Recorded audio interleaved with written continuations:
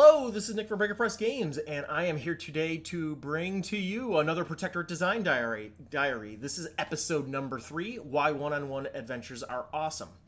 So when I was making this outline, I was thinking about what my experiences were in the past with playing a one-on-one adventure.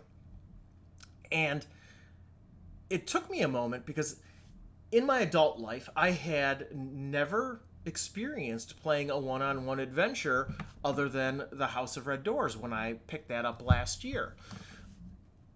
But when I think back, my second experience ever playing D&D, my first time ever running D&D, I had somehow cajoled my mom into allowing me to run her through the Keep on the Borderlands. I put 7 or 8 characters in front of her, and I had her go down into the Caves of Chaos, and I mercilessly killed all of her characters with a group of kobolds. So that was the one and only time I managed to get my mom to play Dungeons & Dragons. She still remembers it to this day, and I still remember it to this day because it occasionally gets referenced. But thinking about it, one-on-one adventures are kind of more of a thing that we did when we were young and we were super enthusiastic about playing Dungeons & Dragons. We were super amped just to play.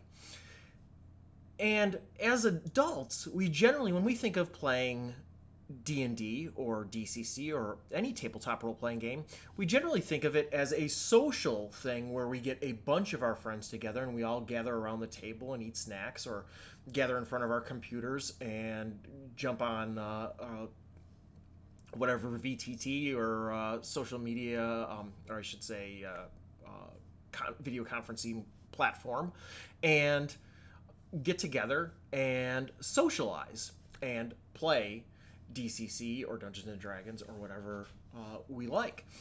But we don't really think of it as a one-on-one activity. But when you think about action movies, generally speaking, are about a single hero as opposed to an ensemble cast. Normally, it is more of a John Wick or Captain America as opposed to the full Avengers, Indiana Jones. And so when you think about action and adventure stories in that context, all of a sudden one-on-one adventures start to make a lot more sense. And the reason being is because your player gets to truly be the hero or anti-hero that they are meant to be. Their decisions are their own. They're not conforming to the whims of the group. They are not guided by the most moral amongst them, or they are not guided by the worst amongst them. They are making their own decisions instead of going with the flow of the group. And because of this, you can tailor a session to your players' tastes. You can focus more on role-playing, you can focus more on combat encounters or puzzles. And one of the nice things about the Protectorate of Jenulane is that part of the reason why it was built as both a sandbox and as a one-on-one adventure is because if you want to have that deep, immersive role play where the character interacts, or the player interacts with a bunch of different NPCs and really kind of has that momentum to build themselves as a character, not just a collection of stats, but as a realized person, that those opportunities exist more so than they would if you were playing with several players. It's just like how when you look at the Avengers movies, which are generally a bunch of explosions and action, versus a Captain America or Iron Man or Spider-Man story where you actually get some character building and an arc for that character. They resolve some aspect of themselves and develop as people. And so you are able to do that on a greater scale with a one-on-one adventure.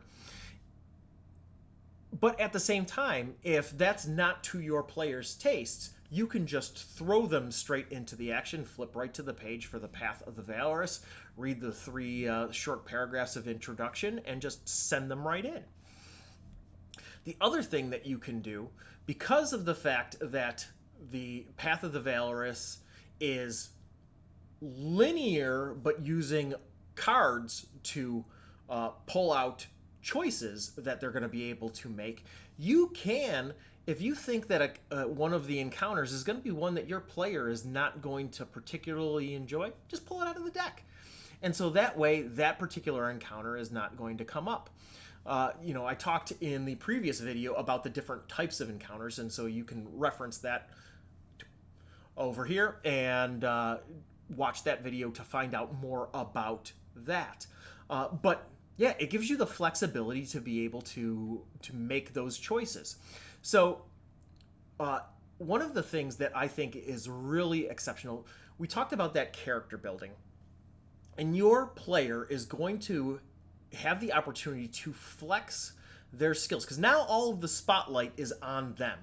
And so they're going to be flexing their RP muscles. They're going to be making decisions that they would perhaps defer to the group rather than making that decision on their own. And all of that excitement and agency is going to be put on them. Additionally, you are going to have to flex your skills, because now you are put in a position where there is not going to be downtime for you to sit and plot your next accent or your next move as a judge or as a dungeon master. You're not sitting back and listening to all of the banter back and forth as they try to figure out what they're doing. You are going to be immediately reacting to the actions of your player. And so this means that you are going to be flexing those judge skills, those DM skills, much faster, and really it is going to help develop you as a dungeon master, in my personal opinion.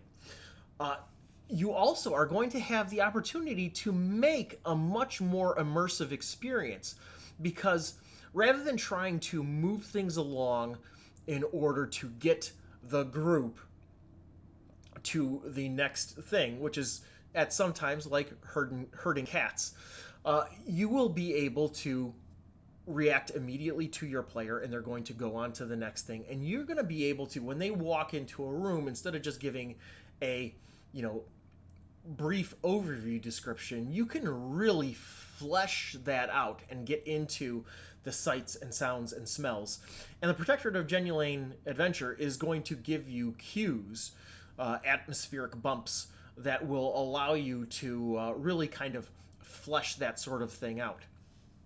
So, with that, your player is also, because of that lack of downtime and them making rapid decisions, your session is going to move a lot faster. And making time to have 4 players sit down for 4 hours, you are going to, with that group, it is going to take that 4 hours, and you're going to get through 3, 4, 5 encounters. Generally, the reason why people make 5-room dungeons is because 5 rooms is how far you will generally get in a single session of play, a 4-hour session of play. Whereas you are going to go through 7 encounters in the Protectorate of Jenulane in the Path of the Valorous in the span of 2 hours. And so things are going to move along at a much quicker pace, because they're going to be able to make decisions that they don't have to defer to the group. And so that time, that 2 hours, will fly by. And that is fantastic for you as an adult who might not have 4 hours to play on a given night, but you can make 2 hours. That 2 hours that you would have been watching something on Netflix, you are now able to run a session for a friend. So, one of the things that, when you think about running DCC or D&D or a role-playing game, you generally think of it as a group social activity. So when you think about playing a one-on-one session, the one thing that might be your big hang-up is, wait a second, isn't that going to be awkward? Me just sitting across from another person and us just kind of playing make-believe together? Kind of like a band playing to an audience of one. When you play to an audience of one, which I have, you generally, when you play live, you are feeding off the energy and the reactions and actions of your audience. And when you only have an audience of one, you can't focus on the most extreme of those in the crowd, the most extreme reactions. You are going to just have that one person, and you are going to have to play off of that one person's actions and reactions. But that's okay, because as soon as you put that spotlight on them, they are going to really take to the moment, because suddenly when they were in a session with 4 other people and they might have held back some of the things that they wanted to do because of the fact that they just wanted to be able to move the story along and not bog things down, they are going to be in a position where they're going to be able to do whatever it is that they want to do. And so just keep in mind that even though you might be thinking of it in terms of that band metaphor of playing to an audience of one, just remember that you play 2-player games all the time. Maybe you play backgammon or you play chess. These are all games that you sit down in front of another person and it's not weird. You just play the game. So just remember that your funny voices and all of those things are all part of what is expected out of this experience. And yeah, you're gonna play to the room. You're gonna play to the room of one, but they're probably going to feel more comfortable to let themselves shine as well.